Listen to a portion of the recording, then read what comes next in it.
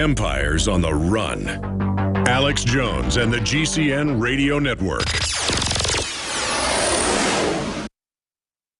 InfoWars Life and InfoWarsLife.com is extremely excited to announce our latest release, Winter Sun, a revolutionary type of vitamin D3. Winter Sun is a premium quality vitamin D3 nutritional supplement. It is produced by extracting oil from healthy, nutrient-dense plants known as lichens. Every batch is analyzed for purity and D3 content. It's completely free of toxins and allergens. Simply put, if you want the best at an extremely low price, this is it. Winter Sun is the result of our pursuit of the best source of vitamin D3. The research and development took over 2 years, but the result, as verified by independent laboratories, is the best vegan vitamin D3 product in the world. Read the facts at InfoWarsLife.com about Winter Sun Vitamin D3. Not only does vitamin D3 promote a healthy mood, but vitamin D supports our memory and brain function, something the globalists are targeting.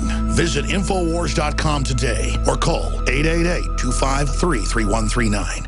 Used since before the days of the Roman Empire to support the body's natural systems. Introducing the new InfoWarsLife.com oil of oregano formulation. We have now procured the most high quality and potent forms of oregano oil on the market. Extracted directly from the wild herb and sealed in easy-to-use capsules. You will no longer need to endure the burning of liquid oregano on the tongue. Now available in our limited first run at InfoWarsLife.com. That's InfoWarsLife.com or call 888-253-3139. Alex Jones here. For the last 2 years, I've been working with top doctors, nutritionists, and chemists to design a nutraceutical formulation that has truly life-changing health benefits. Introducing the all-new Ancient Defense Herbal Immunity Blend. Experience the benefits of combining over 14 ancient herbs and extracts with exciting new advances in nutraceutical science. Visit InfoWarsLife.com or call 1-888-253-3139. That's InfoWarsLife.com. Hey, how you doing, Alex? Good, brother. Just recently started using your products. Everything you said about them's correct. Me and my wife both use a lot of them, and it's made a lot of changes in our lives here. Well, thank you, brother. It's because it also funds our operation, but doing that, I know I've got to have the highest quality. Super Male Vitality was developed to activate your body's own natural processes instead of using synthetic chemicals. We do the Super Male and the Super Female Vitality. Big changes, a lot of energy. We've gotten off of the cheap energy drinks, energy shots, saving a ton of money there. Sourced from powerful organic herbs, harvested around the planet, and then concentrated for maximum potency. They want to stun and dumb down, and energy drinks and stuff just cover that up for a while, but then burn you out, in my experience, whereas stuff that gets your glands naturally going goes right to the source. So it's pretty exciting, and I love it. Visit InfoWarsLife.com today to secure your Super Male Vitality and other powerful products from InfoWars Life.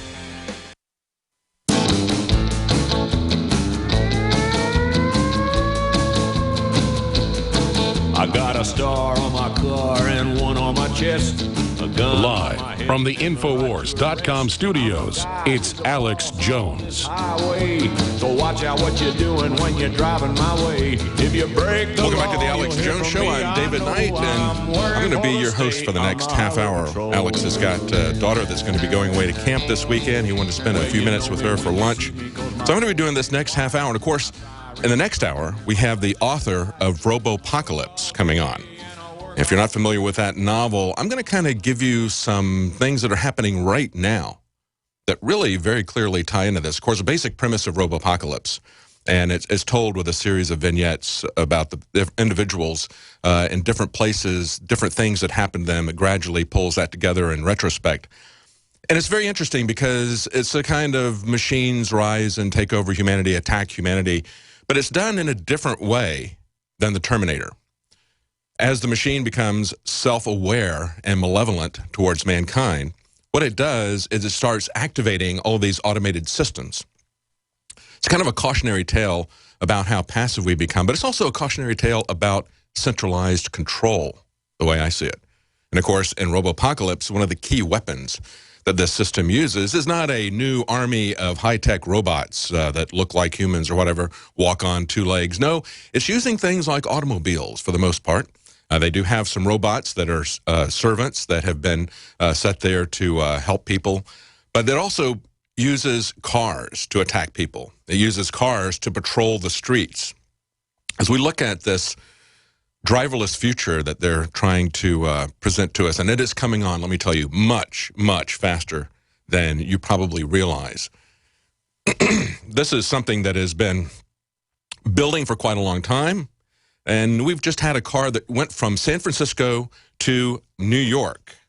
Now, this is reported in Wired Magazine as well as ABC News. Other outlets have this. 9 days it took it to go from San Francisco to New York City, went through 15 states, 3,400 miles, made history. It drove 99% of the time on its own. Now, this is a vehicle that was done by Delphi. This is a company that makes subsystems for a lot of different car manufacturers. They said in reporting about it in Wired Magazine, they said, of course, the interesting thing is that this isn't some special technology that just this company has. They said there's a lot of companies that could do this. Audi, Mercedes, Google could all make this journey. As a matter of fact, Tesla is going to have in just a couple of months, I think it's about a month ago, he said in 90 days, they were going to combine the navigation software in their computers with the subsystems that control things like cruise control, steering. They've already had, with Mercedes and other cars, they've had for a long time, they've been building up to these subcomponents, making sure that you don't drift across the lane. So they recognize where the lane markers are. They have forward and rear-facing radar, so they can tell if you're closing in too quickly on a car in front or in back of you. So these are the beginning steps. These are individual systems. They can tie all these together, tie it together with the navigation. Of course, we need to understand that it was just in the last week that we saw a couple in Chicago drive off of a bridge because they were following the computer's instructions, not paying attention to the physical warning signs, the barriers that had been erected, the signs that said road closed, bridge out. No, they passed through all of the real stuff.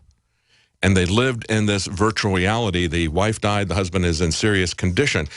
But they point out in this article, and I've pointed this out before on the news, that the very first DARPA Grand Challenge, and of course DARPA is the real dark technology, the secretive technology, the high technology branch of the Defense Department, the Defense Advanced Research Projects, I think is part of the acronym. I just think of them as dark technology because the stuff that they are coming up with is absolutely horrendous and is really moving the edge of lethality far beyond what's necessary. I mean, they're not responding to threats, they're creating threats. And of course, that technology is going to be stolen, it's going to be copied, it's going to be imitated by others. So we're going to have to live with that technology that they're creating, the kind of killer robots that DARPA is doing. And of course, it was last year that they culminated in this robot test. Now, of course, they were put it out there as this is going to be a robot that's going to help us in case we have some kind of a Fukushima event. We can't send workers in. We can send these robots in. So they need to be able to walk on two legs, navigate things that are in their path, be able to turn off different aspects, manipulate things with their hands. So they'd set up some parameters there for that contest. But of course, if you've seen these robots and you understand that DARPA's mission is not about nuclear safety, it is about military weapons. When you look at those two things, it's very disconcerting to me as an engineer to see what they're going to.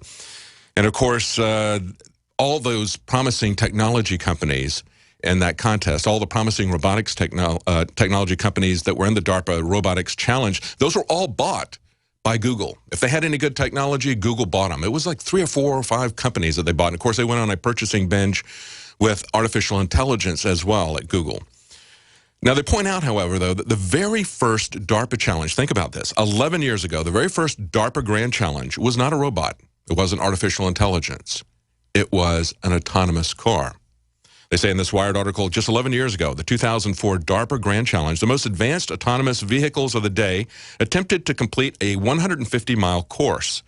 The best any of them could do was 7.32 miles, and that vehicle got stuck and caught fire. The next year, 5 vehicles completed the 132-mile course, but took 7 hours to do it. So they're making very, very rapid progress. And they're making such rapid progress that it was just last spring, about March or April. There were, Drudge covered the reports of it.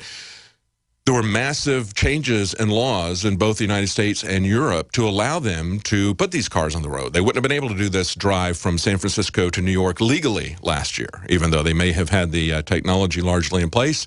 They would have been prohibited from doing that, but they changed those laws. And let me tell you, this is coming much, much faster than you realize. As I pointed out, Google Wired talks about propelling us towards a day that humans no longer hold the wheel. Well, you know what? Who's going to hold the wheel?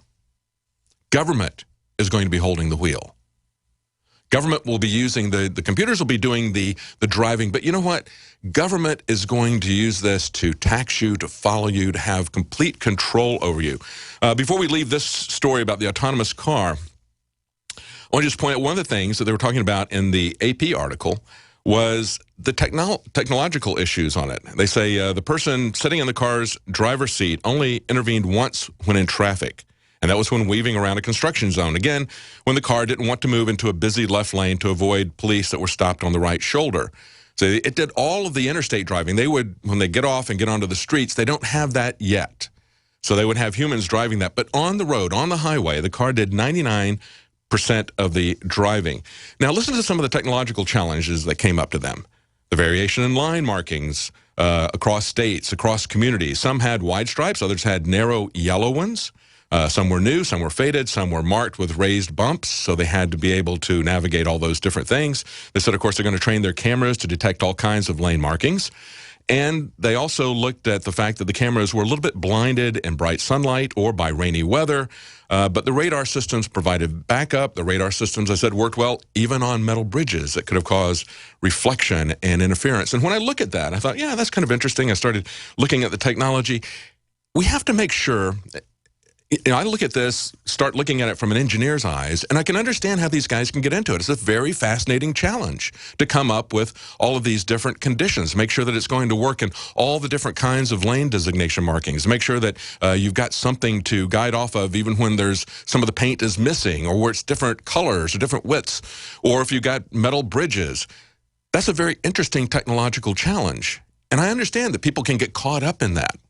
But we need to understand, especially engineers who are creating these tools, these pieces of technology that can very well be used for the worst kind of tyranny the world has ever seen. That's what we're looking at. We're building the legal infrastructure and the technological infrastructure for the worst tyranny this world has ever seen. And you need to stop and move back from these fascinating technological tidbits and look at the bigger picture. You've got to understand where this is going. We've heard so many times the future doesn't need us. The future that they're designing doesn't need us. But the future that they're designing needs to control us. It needs to control us or it needs to kill us. That's the conclusion that the robot, that the central AI came to in Robopocalypse, in the book that Alex is going to be talking to the author about in the next hour. And that's exactly the conclusion I believe the elites have come to. Will they be able to control us completely, or will they have to kill us? Now, as I said before, this car traveled from San Francisco to New York, 99% of the driving, most of that on the highway, where it just had to make sure that it wasn't going to hit anybody, hit anything. One of the things I thought was interesting about this, too, of course, they don't really care about your convenience or about the humans. It's all about the cars and the government's agenda. One of the things they pointed out was along the way, it never went over the speed limit. As a matter of fact, most of the time they said it went well under the speed limit, to the point that it said, quote, a few hateful gestures were given from the human occupants of other cars. Yeah, I saw one of these reports talking about the Google car where it would set at a stop sign for over 4 minutes. Finally, the guy behind it made a dangerous move to go around it and shot the guys in the car a bird, because you can't have these machines that get stuck. They're timid. Maybe they're going to be aggressive. That's one of the things they said. They have to program some aggressiveness into it. Well, they're also going to have to program in some ethics. That was what Warren Buffett talked about earlier in this week. Alex mentioned that a couple of days ago, the fact that you're going to have to make a very quick ethical decision. We all know that. That's been talked about in the technology magazines. Warren Buffett mentioned it, and everybody paid attention when Warren Buffett said it. But of course, that's an issue. You're going to have to make a quick decision as to whether or not you're going to hit a pedestrian or whether or not you're going to go into another car. And, of course, they will know who's in the other car because the cars are talking to us. Do you realize that vehicle-to-vehicle communication, V2V communication, is going to be mandated into the cars in just a couple of years? We're not talking about 5 years. We're not talking about 10 years. It's going to be mandated in a couple of years. Now, that'll probably be for new cars. I haven't read the details of the regulation yet, but they will grandfather that back into all of the cars. But right now, the thing that is holding them back is not the legal issues. It's not really the technical issues so much on the highways. That they're already done with that. What's holding them back is the ability to